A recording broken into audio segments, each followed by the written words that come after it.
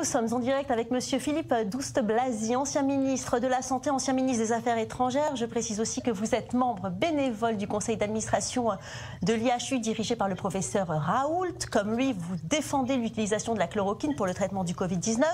Monsieur le ministre, bonsoir. Merci d'avoir accepté notre invitation sur i24 News. Alors aujourd'hui, certains patients utilisent la chloroquine en automédication, un médicament dangereux? C'est surtout ce qu'il ne faut pas faire. Il ne faut surtout pas s'automédiquer, surtout avec un médicament comme celui-là, parce que c'est un médicament extrêmement efficace, que l'on connaît certes depuis très longtemps, mais qui a quand même des effets secondaires. En particulier, ça peut donner des troubles du rythme cardiaque, et il faut faire donc un électrocardiogramme avant. Il faut aussi, peut-être parfois ça donne des complications ophtalmiques, ou parfois ça peut même donner des complications si on prend d'autres médicaments avec, comme du séroplex par exemple. Donc attention, pas d'automédication. Alors bien entendu, il faut observer les précautions d'usage, mais jamais il n'a fallu hospitaliser des gens pour administrer de la chloroquine. Ça semble être un débat complètement anormal. Ça fait quand même 50 ans que ce médicament est prescrit. Trouvez-vous logique de se focaliser justement sur les effets secondaires qui sont rares, sachant que c'est un médicament connu depuis des dizaines d'années, administré à des milliards de personnes, pas un médicament plus toxique que finalement n'importe quel autre antibiotique? Oui, c'est tout à fait étonnant de voir qu'on considère maintenant l'hydroxychloroquine, certains voudraient le faire passer pour un poison, alors que, comme vous l'avez dit, plus d'1 milliard d'êtres humains ont pris de l'Anivaquine en allant en Afrique depuis très longtemps sans jamais avoir d'accident, d'autant plus que la posologie qui est en question, c'est une posologie de 10 jours donc, et de 600 mg.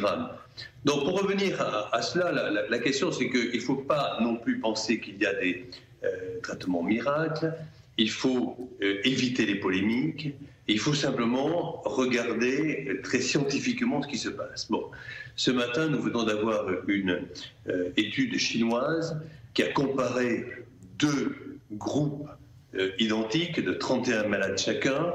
Le premier était un groupe contrôle et le deuxième a pris de l'hydroxychloroquine. Dans le groupe qui prend l'hydroxychloroquine, il y a 80% d'amélioration par d'une pneumonie. Ce sont des patients, 62 patients qui avaient une pneumonie, et dans l'autre cas, uniquement 54. Donc il y a manifestement dans cette étude chinoise la preuve que l'hydroxychloroquine fonctionne. Le professeur Raoult, lui, de son côté, a ajouté à l'hydroxychloroquine l'azithromycine, qui est un antibiotique très connu des voies respiratoires, et qui montre, lui, qu'au bout de 5 jours, un patient atteint de Covid-19 symptomatique ne présente plus de charge virale au bout de 7 jours, et les cultures du virus ne poussent plus au bout de 5 jours. Donc ça veut dire quoi? Ça veut dire que la charge virale baisse et même s'effondre, et donc le patient n'est plus contagieux. C'est important pour lui, mais c'est important aussi pour la collectivité. Ensuite, ces patients s'améliorent considérablement, et enfin, ils évitent de s'aggraver. Donc tout ça pour dire que c'est dommage de voir que dans notre pays, l'hydroxychloroquine n'est réservée qu'aux patients qui sont sévèrement touchés, avec des pneumonies et des insuffisances respiratoires. Et là, on sait que l'hydroxychloroquine ne marche pas. Alors justement, Élise de Grollet nous demande pourquoi mon médecin de famille n'a pas le droit de me prescrire de la chloroquine.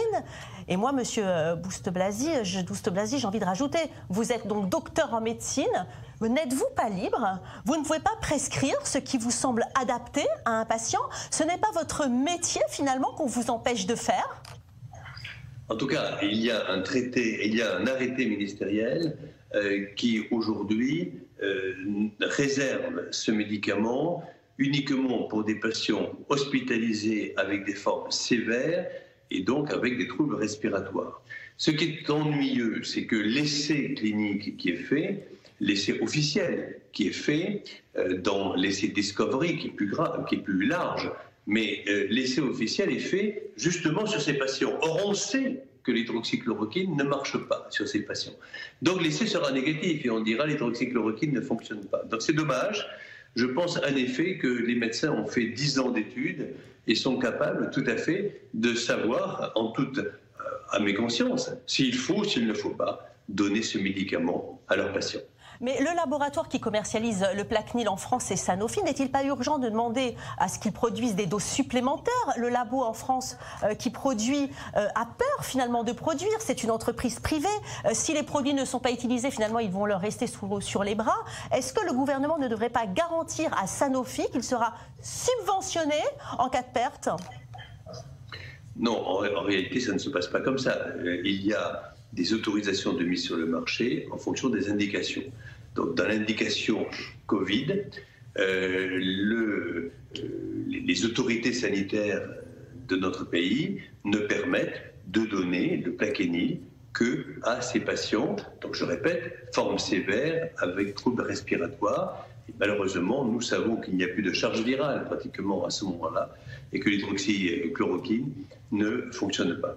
Et donc oui, nous demandons à ce que ce décret soit amélioré. Dans le même temps, la Food and Drug Administration, la fameuse FDA, l'agence du médicament américaine, qui est extrêmement rigoureuse, a accepté il y a 2 jours que le Plaquenil puisse être donné aux médecins américains et qui pourraient aller chercher d'ailleurs leurs médicaments dans les pharmacies hospitalières pour traiter les patients atteints de Covid-19 symptomatiques.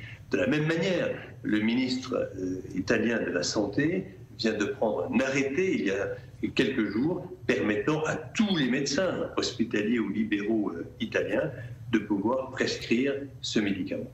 Alors, cette deuxième étude menée par le professeur Raoult, certains spécialistes disent qu'elle ne respecte pas les protocoles scientifiques standards. Docteur Douste Blazy, c'est aux médecins que je m'adresse, on est dans des sphères complètement incompréhensibles. Chacun a son opinion sur cette molécule et puis ça donne le chaos général. Michel de Marseille nous dit « ras-le-bol des faux experts qui donnent leur avis sur les réseaux sociaux et les médias sur la chloroquine. N'êtes-vous pas gêné comme moi par cette situation ?» Alors, en réalité, il a tout à fait raison, puisque lorsqu'on n'est pas médecin, et surtout en plus si on est malade ou si on a peur d'être malade, on est absolument angoissé de voir que les médecins n'arrivent pas à se mettre d'accord. En réalité, si vous voulez, les choses vont progressivement se mettre en place. Pourquoi? Parce que d'un côté, le professeur Raoult montre qu'il n'y a plus de charge virale au 5e jour. Deuxièmement, il y a cette étude chinoise qui est sortie ce matin. Et puis, il commence à y avoir des chiffres aussi, on appelle des chiffres de morbidité et de mortalité. Donc, les agences régionales de santé en France sont obligées de noter chaque fois qu'il y a quelqu'un qui est hospitalisé pour le Covid, de noter chaque fois qu'il y a quelqu'un qui décède malheureusement en raison du Covid. Et au bout d'un moment, ça fait des chiffres tout cela. Et donc aujourd'hui, on voit en tout cas que le taux de mortalité des 1256 personnes qui ont été testées positivement à l'IHU de Marseille et qui ont été mis en traitement, il n'y a qu'un décès sur les 1256 personnes. Et donc, c'est un chiffre extraordinairement bas. Et donc, il faut encore attendre quelques jours. Mais enfin, si on met l'étude chinoise, si on met cette étude maintenant qui pose problème aux scientifiques, ce que je peux comprendre d'ailleurs, parce que les scientifiques disent mais il n'y a pas de groupe contrôle. Mais le professeur Raoult dit au moment où nous voyons des patients arriver en lit de réanimation, nous avons aujourd'hui 5000 patients qui sont en lit de réanimation en France, au moment où c'est véritablement une crise sanitaire de guerre. Enfin, c'est-à-dire, on n'a jamais vu un truc pareil. Il dit, je n'ose pas regarder dans les yeux quelqu'un à qui je dirais, manque de chance, vous allez tomber dans le groupe placebo. Donc il n'a pas souhaité faire cela. Ça peut être un effet gênant pour les scientifiques. Merci beaucoup, Monsieur Douste Blazy, pour votre intervention.